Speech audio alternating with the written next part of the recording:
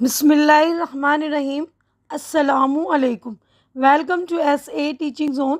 آج کی ہماری یہ ویڈیو 12ویں جماعت کی اردو کی ہے۔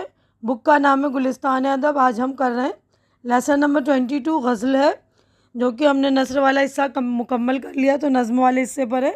تو یہ غزل جو ہے راجندر منچندہ بانی کی ہے، تو ہم پہلے ان کا تعارف دیکھ لیتے ہیں۔ تو دیکھیے، راجندر منچندہ بانی 1932 تا 1981، یعنی 1932 میں پیدا ہوئے اور 1981 میں ان کا انتقال ہو گیا۔ بانی کا پورا نام راجندر منچندہ تھا اور بانی تخلص۔ وہ ملتان میں پیدا ہوئے۔ ابتدائی اور ثانوی تعلیم انہوں نے آزادی سے پہلے ہی ملتان ہی میں حاصل کی۔ آزادی کے بعد وہ اپنے خاندان کے دوسرے افراد کے ساتھ دہلی منتقل ہو گئے۔ یہاں بھی انہوں نے درس و تدریس کا پیشہ اختیار کیا۔ ملازمت کے دوران معاشیات میں ایم اے کیا۔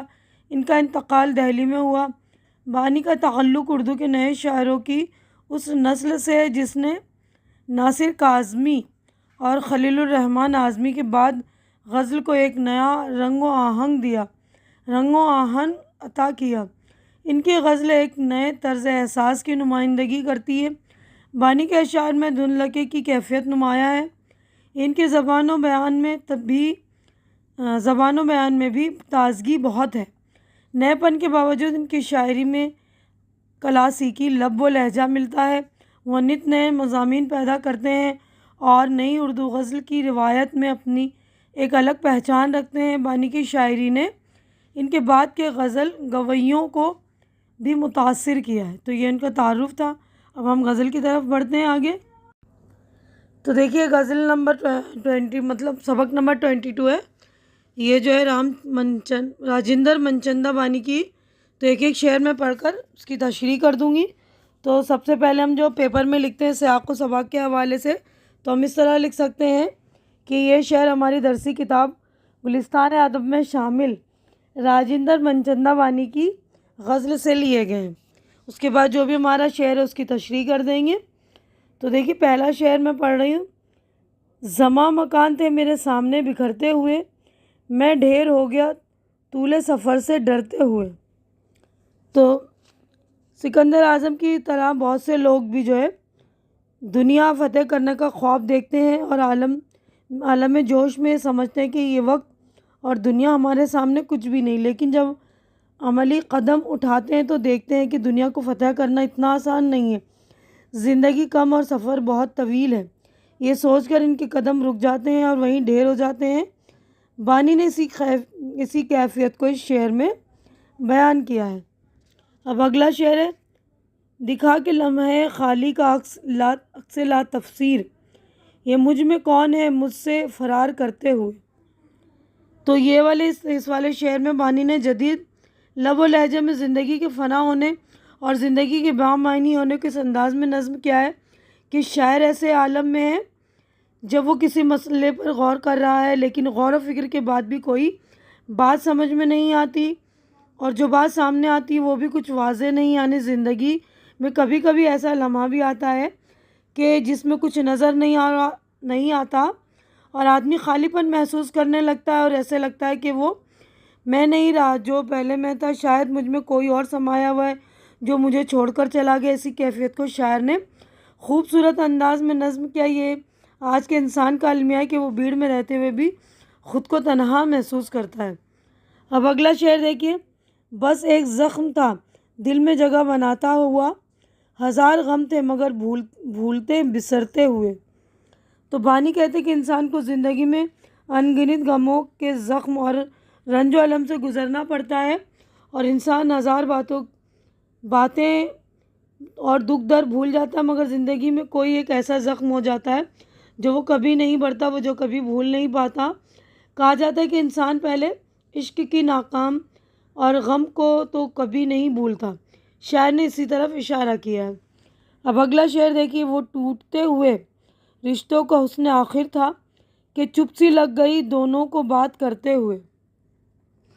اردو شاعری میں دو چاہنے والوں کے ترک تعلق پر متعدد شعر کہے گئے ہیں، لیکن بانی نے اس پرانے موضوع کو نئے انداز میں بیان کیا۔ وہ کہتے ہیں کہ عاشق اور محبوب کے درمیان یہ نوبت آ گئی کہ وہ رشتہ جسے مضبوط سمجھا جا رہا تھا ٹوٹنے لگا ہے، اور ایسے وقت میں جب دونوں علیحدگی کا فیصلہ کرنے جا رہے ہیں تو دونوں کو چپ لگ گئی ہے، ایک دوسرے کو خاموشی سے تکتے ہی رہتے ہیں۔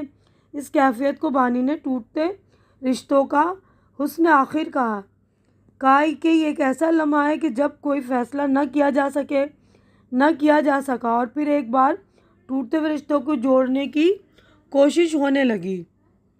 اب اگلا شعر دیکھیے۔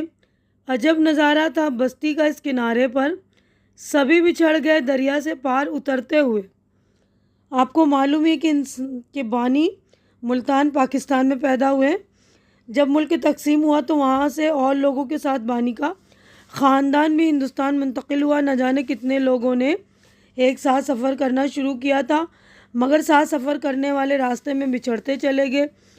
کوئی کہیں گیا، کوئی کہیں پہنچا، یعنی دریا کے اس پار جانا تھا مگر اس پار پہنچ کر پھر لوگ ساتھ نہ رہ سکے۔ ایک شہر ملتان کے سبھی رہنے والے دہلی نہیں پہنچے، کوئی پنجاب میں ٹھہر گیا، کوئی ممبئی گیا، کوئی کہیں اور کوئی کہیں۔ شاعر نے اس بات کو شاعرانہ انداز میں بیان کیا ہے۔ اب آخری شعر دیکھیے۔ میں ایک حادثہ بن کر کھڑا تھا رستے میں، عجب زمانے میرے سر سے تھے گزرتے ہوئے۔ تو شاعر نے ایک عام تجربے سے جو ہے اس شعر کو بیان کیا ہے کہ آپ نے دیکھا ہوگا کہ سڑک پر کوئی حادثہ ہو جائے گا تو لوگ جو ایک نظر دیکھتے ہوئے گزر جاتے ہیں، ٹریفک اسی طرح چلتا رہتا ہے، یہاں تک کہ شاعر نے اپنی زندگی کو بھی ایک حادثہ قرار دیا اور یہ بتایا ہے کہ وقت تیزی سے گزرتا ہے، شہر کے لوگ ایک دوسرے کو دیکھتے ہوئے گزر جاتے ہیں، کوئی کسی کا پرسان حال نہیں ہے۔ میں کس دور میں جی رہا ہوں کہ جب آدمی کا روادار نہیں، ہر شخص اپنی زندگی جیے جا رہا ہے۔ تو یہیں پر ہماری غزل ہو گئی مکمل۔ یہ دیکھیے شاعر کا نام ہے راجندر منچندا بانی۔ تو یہ والا پیج بھی ہمارا، یہ والا صفحہ مکمل ہو گیا۔ نیکسٹ پیج پر ہم چلیں گے تو اگلے صفحے پر دیکھیے مشق ہو رہی ہے ہماری اسٹارٹ۔ تو مشق میں پہلا جو ہے لفظ و معنی ہے، زمانہ، وقت، مکان، جگہ، طول سفر کی لمبائی، عکس لا تفسیر، احساس عکس جس کی وضاحت ممکن نہ ہو، بسرنا بھولنا، حسن آخر اپنی کشش کھوتا ہوا حسن، سر سے گزرنا مصیبتوں کی طرح نازل ہونا جھیلنا۔ اب دیکھیے یہاں پر غور کرنے کی بات ہے، اسی غزل سے متعلق ہے۔ اردو غزل کی دو روایتیں ہیں، ایک پرانے خاص انداز کی غزل جسے کلاسیکی غزل کہتے ہیں، دوسری جدید غزل جس کا سلسلہ سن 1960 کے بعد شروع ہوتا ہے۔ بانی جدید غزل کے نمائندہ شاعر ہیں، ان کی شاعری کا مطالعہ اسی پس منظر میں کیا جاتا ہے۔ اب اس کے بعد سوالات ہیں، تو 3 سوالات ہیں، ہم تینوں کے جوابات دیکھیں گے۔ تو پہلا سوال ہے زماں و مکان کے بکھرنے کا کیا مطلب ہے؟ تو تینوں کے ہم جوابات دیکھ لیتے ہیں۔ جواب پہلے کا، شعر کے مطابق زماں و مکان بکھرنے کا پہلا مطلب یہ ہے کہ زمانہ اور دنیا، کائنات، مکان سب سرے سامنے پھیلے ہوئے ہیں، میں انہیں بخوبی دیکھ رہا تھا۔ دوسرے معنی میں لفظ بکھرنے سے یہ مراد لی جا سکتی ہے کہ ایسی اشیاء کسی ایک مقام پر رک جاتی ہے، کوئی کہیں، اس لیے انہیں آسانی سے حاصل نہیں کیا جا سکتا تھا۔ اب سوال نمبر 2، رشتوں کا حسن آخر سے کیا مراد ہے؟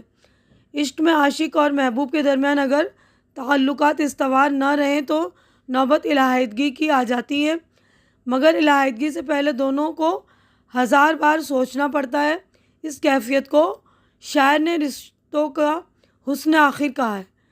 دل نہیں مانتا، لیکن حالات کی مجبوریوں کے تحت تعلقات ختم کرنے ہوتے ہیں، یعنی حالات کی مجبوریاں ہوتی ہیں نا، اس کی وجہ سے تعلقات جو ختم کرنے پڑتے ہیں۔ سوال نمبر 3 ہے، شاعر نے اپنے آپ کو حادثہ کیوں کہا ہے؟ آج کا انسان دوسرے لوگوں کی بے مروتی کی وجہ سے خود کو تنہا محسوس کرتا ہے اور اپنے وجود کو ایک حادثہ قرار دیتا ہے کہ ایک حادثہ واقع ہوا اور وقتی طور پر لوگوں نے اسے محسوس کیا اور پھر کسی کو کچھ بھی پتہ نہیں، یعنی کچھ یاد نہیں رہتا۔ وقتی طور پر تو دیکھتے ہیں نا لوگ، حادثہ دیکھتے ہیں، گزرتے جاتے ہیں، تو اسی طرح۔ تو دیکھیے تینوں کے جوابات ہو گئے مکمل۔ اب اس کے بعد دیکھیے یہاں پر عملی کام ہے ہمارا، تو عملی کام میں اس غزل کے 2 شعر زبانی یاد کیجیے. تو جو شعر آپ کو اچھا لگ رہا ہے 2 شعر اچھی طرح سے یاد کر لیجیے، کیونکہ غزل کے اشعار ہمیں یاد ہوتے تو اچھا لگتا ہے کسی کے سامنے ہم اگر سنا دیں تو. ہماری غزل یہیں پر مکمل ہو گئی. تو میں اپنی ویڈیو بھی مکمل کرتی ہوں. امید ہے کہ جو کچھ میں نے آپ لوگوں کو سمجھایا اچھی طرح سے سمجھ میں آ گیا، اور میری ویڈیو بھی آپ لوگوں کو اچھی لگ رہی ہوگی. میرے سمجھانے کا انداز بھی آپ لوگوں کو اچھا لگ رہا ہوگا. اچھا لگ رہا ہے، میری ویڈیو اچھی لگ رہی تو اسے لائک کیجیے، زیادہ سے زیادہ شیئر کیجیے، تاکہ جو بھی ضرورت مند آپ کے فرینڈس وغیرہ ان کی ہیلپ بھی ہو سکے، ان کو مدد ملے. اور میرے چینل کو سبسکرائب کر کے آپ لوگ میری ہیلپ بھی کیجیے اور میرے چینل کو سپورٹ کیجیے، کیونکہ اس وقت میرے چینل کو آپ لوگوں کے سپورٹ کی بہت زیادہ ضرورت ہے. تو پلیز آپ لوگ میرے چینل کو سپورٹ کریں، میری ہمت بڑھائیں. ہماری اگلی ملاقات انشاءاللہ نیکسٹ ویڈیو میں ہوگی. تب تک کے لیے آپ لوگ اپنا خیال رکھیے، مجھے دعاؤں میں یاد رکھیے. اللہ حافظ.